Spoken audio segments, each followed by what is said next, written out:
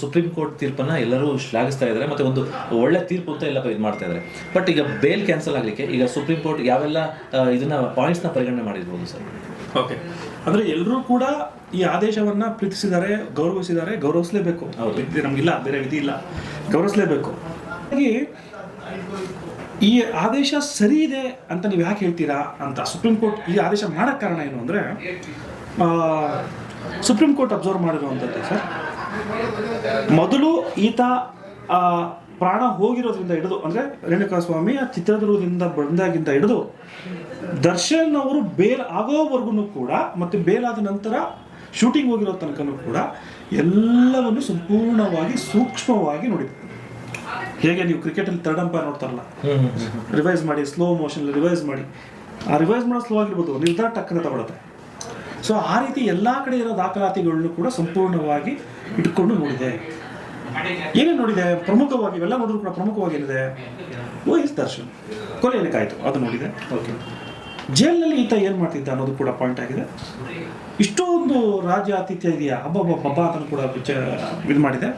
ಜೈಲಿನ ಅಧಿಕಾರಿಗಳು ಕೂಡ ಕ್ಲಾಸ್ ತೊಗೊಂಡಿದ್ದಾರೆ, ಆದೇಶದಲ್ಲೇ ಹೇಳಿದ್ದಾರೆ. ಅದ ನಂತರ ಬೇಲಿಂದ ಆಚೆ ಬಂದು ತಾವು ಏನು ಮಾಡಿದ್ರಿ, ಏನು ಗ್ರೌಂಡ್ ಮೇಲೆ ಮೆಡಿಕಲ್ ಬಂದರೆ ಅದನ್ನು ನೋಡಿದೆ. ಇದೆಲ್ಲ ಆದಮೇಲೆ ಇವರು ಬೇಗ ಇವತ್ತೇ ಜೈಲಿಗೆ ಹೋಗಬೇಕು ಅಂತಿದೆ ಸರ್.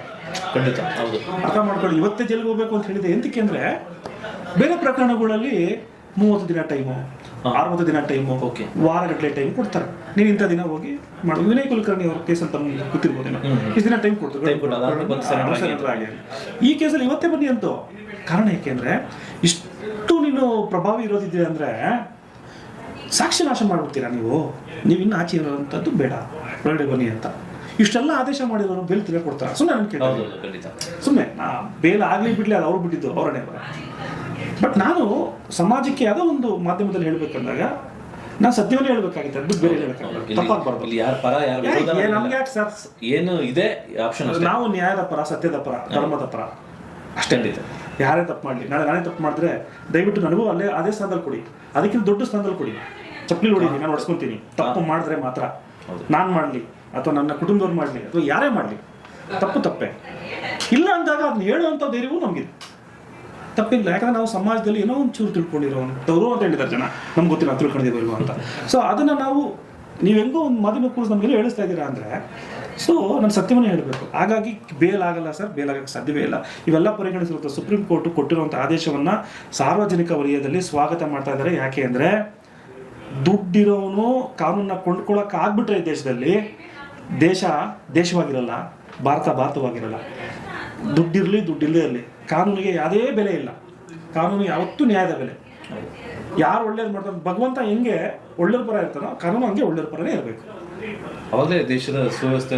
ಎಸ್, ಹಾಗಾಗಿ ಸಾರ್ವಜನಿಕ ವಲಯದಲ್ಲಿ ಪ್ರಶಂಸೆ ಬಗ್ಗೆ ತುಂಬ ಹೇಳಿದ್ದಾರೆ. Very good treatment. Just I will take you for another case. ಈ ಕೇಸ್ ಏನು ಪ್ರಜ್ವಲ್ ರೇವಣ್ಣ ಅವ್ರ ಕೇಸ್ನ ನಾನು ಯಾವುದೋ ಒಂದು ನಮ್ಮ ಮನೆ ಎದುರುಗಡೆ, ನಮ್ಮ ಇವ್ರ ಎದುರುಗಡೆ, ಮನೆಯಿಂದ ಆಚೆ ಬರ್ತಿರೋರು, ಯಾರ ಬಗ್ಗೆನೂ ಮಾತಾಡ್ತಿರೋವಂಥ ವ್ಯಕ್ತಿ ಹತ್ರ ಸುಮ್ಮನೆ ಕೇಳಿದಾಗ ಎಂಥ ಜಡ್ಜ್ಮೆಂಟ್ ಹೇಳಿ ಕೊಡ್ಬೇಕದನ್ನ ಅಂತಂದ್ರು. ಮನೆಯಿಂದ ಆಚೆನೇ ಬರ್ದಿರೋರು, ಮಾತಾಡದೇ ಇರೋರು ಅಂತವ್ರು, ಅವ್ರ ಮಾತು ಅವತ್ತ ನ್ಯಾಯಾಲಯ ಆಯ್ತಲ್ಲ ಸರ್. ಅಂಥವ್ರಿಗೆ ಕಾನೂನು ಬೇಕಾಗಿರೋದು. ಬೆಳಗ್ಗೆ ಬಂದು ಅದು ಮಾಡು, ಇದು ಮಾಡು, ಕಾಂಟ್ರಾಕ್ಟರ್ ಮೋಸ ಮಾಡು, ಹಗರಣ ಮಾಡು, ವೈಟನ್ ವೈಟ್ ಹಾಕೊಂಡು ನಡಿ, ಜೈಕಾರ ಹಾಕು, ಅಂಥವ್ರಿಗಿಲ್ಲ ಕಾನೂನು. ಅಂಥವ್ರು ಮನೆಯೊಳಗಡೆ ಇದಾರಲ್ಲ, ಅಂಥವ್ರ ಪರ ಇದೆ ಕಾನೂನು ಅನ್ನೋದು ನಮಗೆ ಮೆಸೇಜ್ಗಳು ಬರ್ತಾಯಿವೆ ಇದರಿಂದ. ಹಾಗಾಗಿ ಎಲ್ಲರೂ ಕೂಡ ಅದ್ರ ಪರವಾಗಿದ್ದಾರೆ ಸರ್. ಅಂಥವ್ರು ಬರೀ 10 ಜನ ಇರ್ಬೋದು ಸರ್, ಕಾಂಟ್ರಾಕ್ಟ್ರು, ಕಳ್ಳರು, ಪಾಲ್ರು ಅವರೆಲ್ಲ ಒಂದು 10 ಜನ ಇರ್ಬೋದು. ಆದರೆ ಈ ದೇಶದಲ್ಲಿ ಕೋಟ್ಯಾಂತರ ಜನ ಇದ್ದೀವಿ, ಅವ್ರು ಯಾರು ಕೂಡ ಆಚೆ ಬರಲ್ಲ.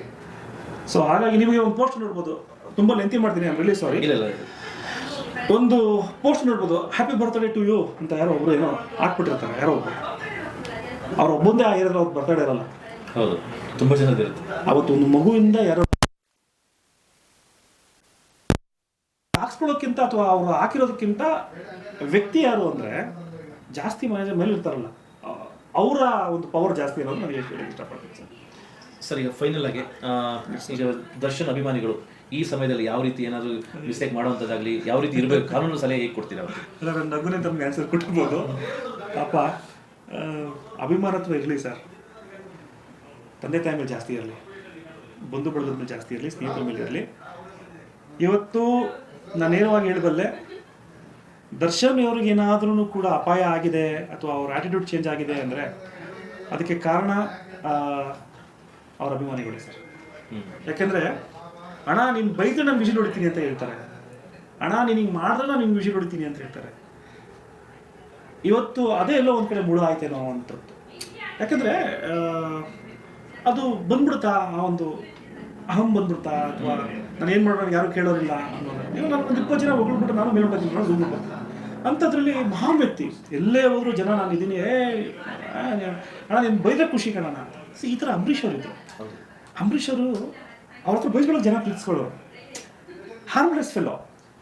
ಅವ್ರು ಬೈಯೋರು, ಏನೋ ನನ್ನ ಮಗನೇ ಅಂದ್ರೆ ಖುಷಿ ಅವ್ರಿಗೆ ಅಂತ ಬಿಸಿಲು ಹೊಡಿಯೋರು. ಬಟ್ ಅವರು ಸಮಾಜದಲ್ಲಿ ಸ್ಥಾನಮಾನಗಳನ್ನೆಲ್ಲ ಪಡೆದುಕೊಂಡವರು, ಸಮಾಜದಲ್ಲಿ ಹೆಂಗಿರ್ಬೇಕು ಅಂತ ಕಲಿತವರು, ಗಾಢ ಹಾಕಿರುವಂಥವ್ರು, ಸಮಾಜದಲ್ಲಿ ಗಟ್ಟಿ ಇಟ್ಕೊಂಡವರು.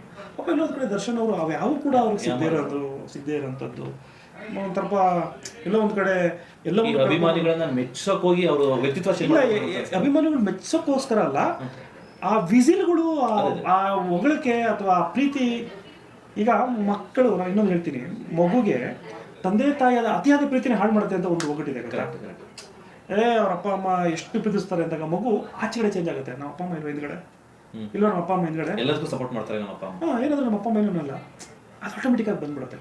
ಆ ರೀತಿ ಎಲ್ಲೋ ಒಂದು ಕಡೆ ಮುಳುವಾಗಿ ಹೋಗ್ತೀವಿ ನಾವು ಅಂತ. ಜೈಲಿಂದ ಆಚೆ ಬಂದಮೇಲೂ ಕೂಡ ಪಾಪ ಎಲ್ಲೋ ಅವ್ರು ಆಚೆ ಬರಲಿಲ್ಲ, ಸುಮ್ಮನೆ ಇರಪ್ಪ ಅನ್ನೋ. ಹೌದು, ಇದೊಂದು ನಡೆ ತುಂಬಾ ಚೆನ್ನಾಗಿದೆ. ಹಿಂಗೆಲ್ಲರೂ ಕೈ ಮುಗಿ ಅಂದ್ರೆ ಏನೋ ಸಾಕ್ ಬಿಡ್ರಪ್ಪ ಅನ್ನಲ್ಲ ಅಂತ. ಬಟ್ ಜ್ವರಗಳು ಹೇಳಂಗಿಲ್ಲ, ಯಾಕಂದ್ರೆ ಆತನ ಜೀವನನೂ ಅಲ್ಲೇ ಇದೆ. ಹೌದು, ಯಾಕಂದ್ರೆ ಅವರು ಮುಖ್ಯ. ನೆಮ್ಮದಿ ಬೇಕು ಸರ್ ಅಂತ ಯಾವುದೋ ಒಂದು ಹೇಳಿದ್ರಪ್ಪ. ಅಂದ್ರೆ ಎಲ್ಲನೂ ಕಲ್ತಿದ್ದಾರೆ ಅವರು, ನೆಮ್ಮದಿ ಬೇಕು, ಜೀವನ ಇದಲ್ಲ ಸರ್, ಅಯ್ಯೋ ಜೈಲೇ ಇದು ಸರ್ ಕಲಿಸ್ಬಿಡುತ್ತೆ ನಮ್ಗೆ. ಒಂದು ಜೈಲೇ ಇದು, ನಿಮ್ಗೆ ಏನೇ ಕೊಡಿ, ಎಂಥದೇ ಮಾಡಿ, ಒಳಗಡೆ ಕುಂತ್ಕೊಂಡಾಗ ಒಂದಿದು. ಹಾಗಾಗಿ ದರ್ಶನ್ ಅಭಿಮಾನಿಗಳು ನೋಡಿ, ನಾನು ಇನ್ನೊಂದು ಮಾತು ತುಂಬ ಗೌರವದಿಂದ ಹೇಳ್ತೀನಿ, ದರ್ಶನ್ ಅವರ ಅಭಿಮಾನಿಗಳು ನೀವು ಅನ್ಕೊಂಡಂಗೆ ಏನು ಓದಿರೋರು ಅವರು ಇವರು ಅಂತ ಅನ್ಕೊಂಬೇಡಿ.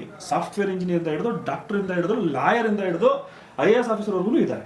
ಇದನ್ನ ನಾನು ನೋಡಿದ್ದೀನಿ. ಎಲ್ಲ ಥರನೂ ಇದ್ದಾರೆ, ಎಲ್ಲ ಕ್ಯಾಟಗರಿ, ಎಲ್ಲ ವರ್ಗದಲ್ಲೂ ಇದ್ದಾರೆ. ಅವರವರ ಒಂದು ಪ್ರೀತಿ ಅದು ಅಭಿನಯದ ಪ್ರೀತಿ. ಆದರೆ ವ್ಯಕ್ತಿತ್ವದ ಪ್ರೀತಿ ಯಾರು ಜಾಸ್ತಿ? ಕೆಲವರು ಇದೆಲ್ಲ ತಪ್ಪಾಗತ್ತಪ್ಪ, ಇದೆಲ್ಲ ಸರಿ ಇಲ್ಲ ಅನ್ನೋರು ಕೂಡ ಇದ್ದಾರೆ. ಸೊ ಅವ್ರ ಅಭಿನಯಕ್ಕೆ, ಅವರೆಲ್ಲ ಒಂದು ಅಭಿನಯಕ್ಕೆ ನಾನು ಕೂಡ ಅಭಿಮಾನಿನೇ ಸರ್. ಯಾಕೆ ಸುಳ್ಳು ಹೇಳಿ? ಕರಿಯ ಪಿಕ್ಚರ್ ಇದ್ದಾಗ ನಾನು ಸ್ಕೂಲಲ್ಲಿ ನಾವು ಕಾಲೇಜಲ್ಲಿ ಓದ್ಬೇಕಂದಾಗ ನಾವು ಅಪ್ಪ ಅಮ್ಮನ ಹತ್ರ ಕಿತ್ತಾಡ್ಕೊಂಡು ಪಿಕ್ಚರ್ ನೋಡಿದ್ವಿ.